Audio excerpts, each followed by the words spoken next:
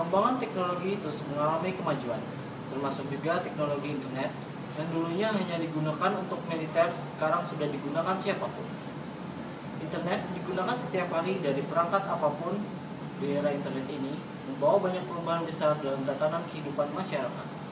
Contohnya mungkin kawan-kawan sudah ada yang tahu, yaitu e-learning ataupun e-business dan banyak lagi. Kamu tahu nggak internet itu apa? Gak tahu, memangnya internet itu apa? Masa nggak tahu internet itu apa? Iya, aku nggak tahu. Coba kita tanya sama Dani.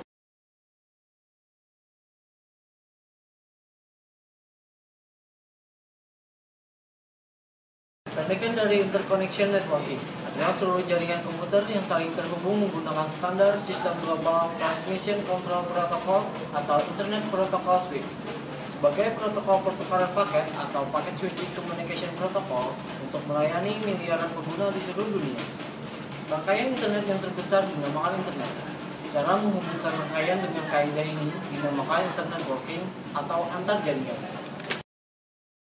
Sekarang kamu tahu kan internet itu apa? Iya, lalu siapa sih yang menciptakan internet? Katanya sih dari Amerika. Ayo biar lebih jelas kita tanya sama Dani. Internet memang dikembangkan pertama kali di Amerika Serikat, tepatnya oleh DARPA, Defense Advanced Research Project Agency, Amerika Serikat di tahun 1969.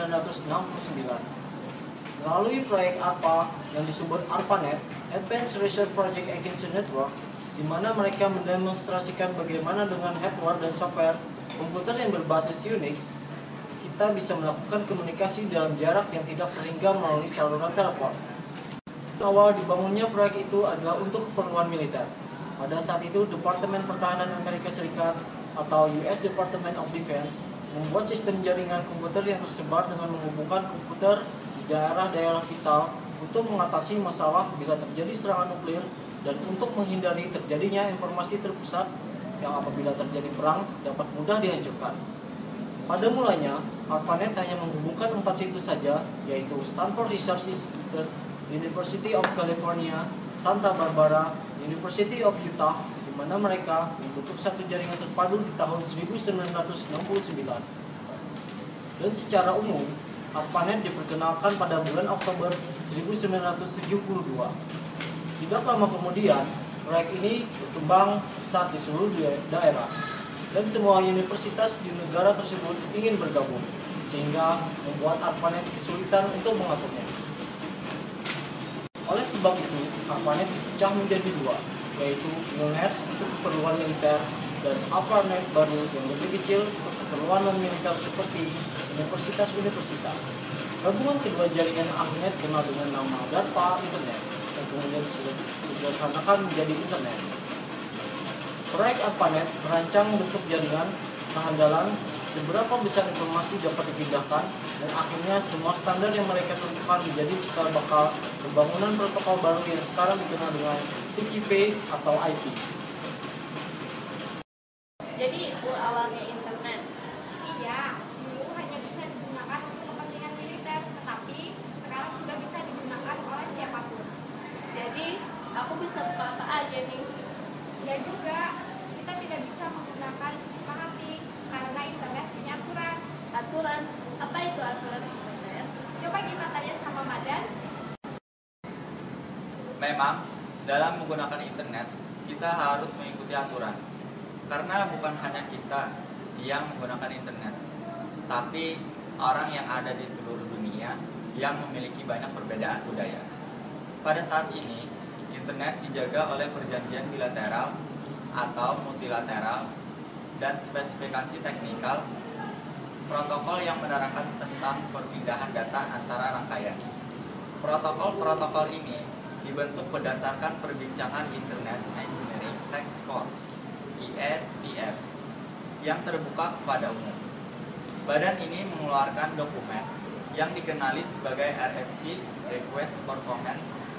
Sebagian dari RFC dijadikan standar Internet Standard oleh Badan Arsitektur Internet Architecture Board (IAB). Jumlah pengguna internet yang besar dan semakin berkembang telah mewujudkan budaya internet.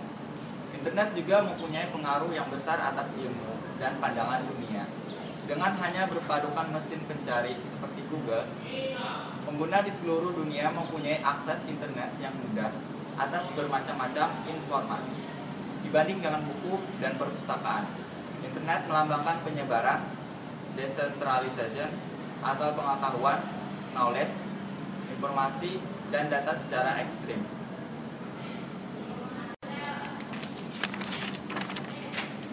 Perkembangan internet juga telah mempengaruhi perkembangan ekonomi. Berbagai transaksi jual beli yang sebelumnya hanya bisa dilakukan dengan cara tatap muka dan sebagian sangat kecil melalui pos atau telepon, kini sangat mudah dan sering dilakukan melalui internet. Transaksi melalui internet ini dikenal dengan nama e-commerce. Terkait dengan pemerintahan, internet juga memicu tumbuhnya transparansi pelaksanaan pemerintahan melalui e-government seperti di Kabupaten Sragen yang mana ternyata berhasil memberikan peningkatan pemasukan daerah dengan memanfaatkan internet untuk transparansi pengelolaan dana dan pemangkasan jalur birokrasi, sehingga warga di daerah tersebut sangat diuntungkan. Demikian para pegawai negeri sipil dapat pula ditingkatkan kesejahteraannya karena pemasukan daerah meningkat tajam. Bukan hanya memiliki dampak positif, internet juga memiliki dampak negatif.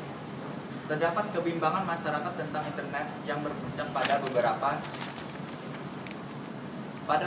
bahan kontroversi di dalamnya, seperti pelanggaran hak cipta, pornografi, pencurian identitas, dan pernyataan kebencian adalah biasa dan sulit dijaga. Hingga tahun 2007, Indonesia masih belum memiliki cyber law. Padahal draft akademis RUU Cyber Law sudah dibahas sejak tahun 2000 oleh Ditjen Postal dan Deperindak. UU yang masih ada kaitannya dengan teknologi informasi dan telekomunikasi adalah UU Telekomunikasi tahun 1999. Internet juga disalahkan oleh sebagian orang karena dianggap menjadi sebab kematian. Brandon Fedas meninggal dunia akibat pemakaian narkotik yang melampaui batas dengan semangat dari teman-teman chatting IRC-nya. Sean Woolley bunuh diri karena ketagihan dengan permainan online EverQuest. Untuk menghindari dampak negatif dari internet, itulah dibuat aturan. Sama seperti halnya sebuah komunitas, internet juga mempunyai tata tertib tertentu yang dikenal dengan nama netiquette, atau dalam bahasa Indonesia dikenal dengan nama istilah netiquette. Untuk di Indonesia, selain tata tertib sosial di internet, juga diberlakukan peraturan UU ITE. Netiquette merupakan etika dalam pengetahuan. Netiquette merupakan etika dalam menggunakan internet. Internet sebagai sebuah kumpulan komunitas diperlukan aturan yang akan menjadi acuan orang-orang sebagai pengguna internet, di mana aturan ini menyangkut batasan dan cara yang terbaik dalam memanfaatkan fasilitas internet. Sebenarnya netiquette adalah hal yang umum dan biasa, sama halnya dengan aturan-aturan biasa ketika kita memasuki komunitas umum, di mana informasi sangat banyak dan terbuka. Setelah mendengar penjelasan itu, kamu sudah mengerti kan? Iya, jadi di dalam internet itu adalah sebuah komunitas yang besar, di mana kita harus saling menghargai satu sama lain dan juga tidak merugikan orang